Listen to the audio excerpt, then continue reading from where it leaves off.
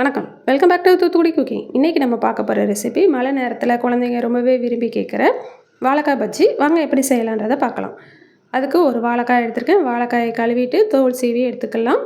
முதல்ல மேலே உள்ள பச்சையை கொஞ்சம் சீவி எடுத்துட்டு அதுக்கப்புறமா நம்ம வாழைக்காய் இழைக்கிறதுல வச்சு இழைச்சி எடுத்துக்கிடுவோம்.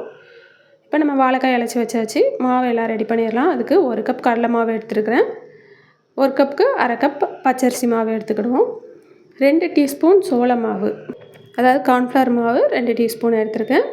இது கூட 2 டீஸ்பூன் வத்தத்தூள், வீட்டில் அரைச்ச தனி மிளகாய்த்தூள் சேர்த்துருக்கிறேன். அரை டீஸ்பூன் காயத்தூள் சேர்த்துக்கிடுவோம். தேவையான அளவு உப்பு சேர்த்துக்கலாம். 1 டேபிள் ஸ்பூன் தோசை மாவு சேர்த்துருக்கேன். நம்ம தோசை மாவு சேர்க்கும்போது பஜ்ஜி நல்லா உப்பி வரும். ஆப்பச்சோடாப்பு எதுவுமே நம்ம சேர்க்கலை. அதே மாதிரி ஃபுட் கலர்ஸும் சேர்க்கலை.